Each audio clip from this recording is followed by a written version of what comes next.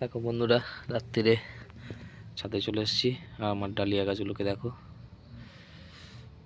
কতটা বড় হয়ে গেছে।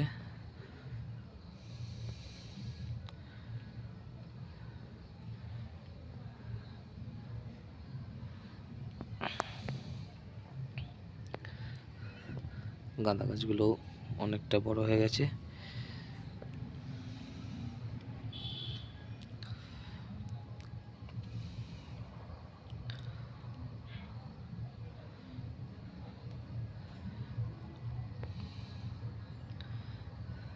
তো এগুলোতে আমি সার প্রয়োগ করব, তরল সার।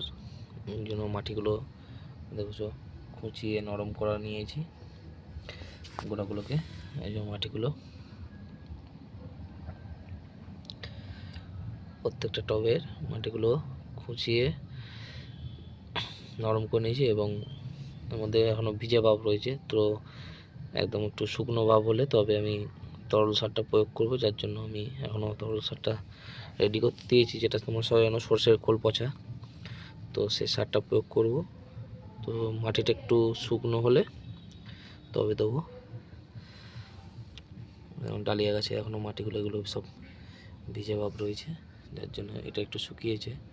এগুলো সব ভিজে ভাব রয়েছে, যেহেতু এখন রোদ্দুরের এটা টেম্পারটা কম আছে, ওই জন্য জলটা টানছে কম। তো এটা একটু শুকনো হলে আমার তরল সারটাও যে পচাতে দেওয়া রয়েছে সেটাও রেডি হয়ে যাবে, তখন আমি প্রয়োগ করব। যখন আমি দেবো সারটা অবশ্যই তোমাদের ভিডিওতে জানাবো কীভাবে সেটাকে তৈরি করে আমি প্রয়োগ করছি।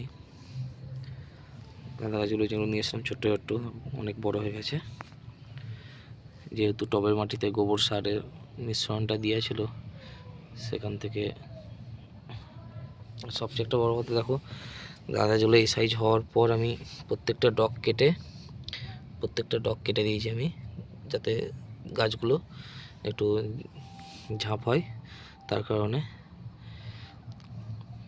এর মধ্যে অনেকগুলো ব্রাঞ্চ বেরোবে, দেখছো ব্রাঞ্চ বেরোতেও শুরু করে দিয়েছে।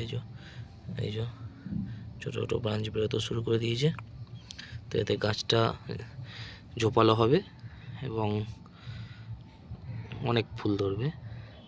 তো এর মধ্যে সর্ষের খোল পচা জলটা আমি দেবো, তোমাদের কীভাবে দেবো সেটা তোমাদের দেখাবো, যে কীভাবে দিচ্ছি, কীভাবে প্রয়োগ করতে হয়।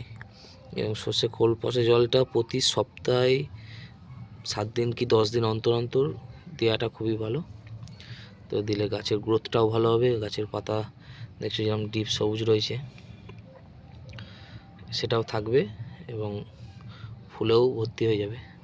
তো একটা তোমাদের জিনিস দেখাই, আমার গাঁদা গাছে প্লাস ডালিয়া গাছে দুটোতেই একটা রোগ এসছে বলতে কি, পোকা, যেটা ম্যাপ পোকা বলে, সেই পোকার আক্রমণ হয়েছে।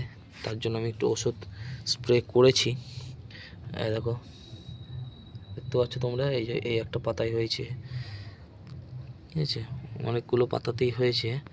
এখন এই পাতায় এসছে, এই গাছের পাতাটা তো আছে। তো আমি ওষুধটা স্প্রে করার পরে এই পাতাগুলো হয়নি।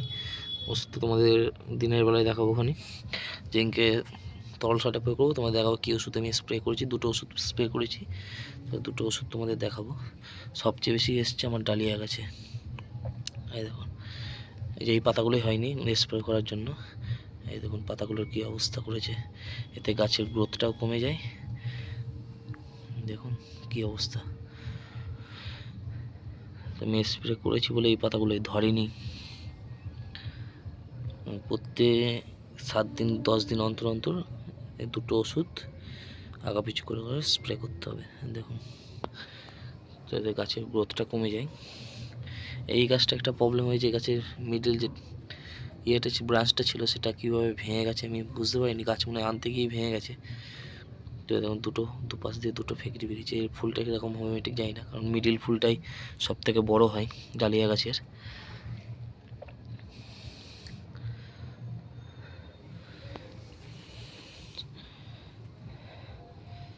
আর এই দুটো গাছটা আমি ঠিক নামটা বলতে পারছি না। তো দেখুন এই গাছের একটাতে ফুল চলে এসছে, এটা তো কুঁড়ি এসছে, এই যে দেখুন সুন্দর কুঁড়ি এসছে। তো এই ফুলটা ফুটলেও তোমাদের দেখাবো। এটা তো পিঙ্ক কালারের একটা ফুল এসছে, খুব সুন্দর লাগছে ফুলটা দেখতে।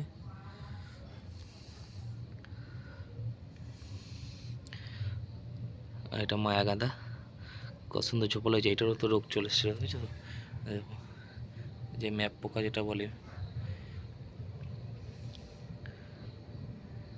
সেই ম্যাপ পোকার দুটো দিয়েছিল, ওষুধ স্প্রে করার পর অনেকটা রোধ হয়েছে। এটা আমার চন্দ্রমল্লিকা, রিসেন্ট বসানো বলতে ঝোপলা হয়নি। এটা পুনে ভ্যারাইটি, দেখতে পাচ্ছ ছোটো থেকে কত সুন্দর ঝোপালো। এটা আজকেও ডগগুলো পিঞ্চিং করে দিয়েছি, এর থেকে আরও ব্রাঞ্চ বেরোবে। চলো টাটা বন্ধুরা, নেক্সট ভিডিওতে তোমাদের আবার দেখা হচ্ছে। আজকে এখানেই শেষ করলাম। তো ট্যাঙ্কে সারগুলো, তরল সারটা প্রয়োগ করবো, কীভাবে তৈরি করে প্রয়োগ করছি তোমাদের দেখাবো। টাটা।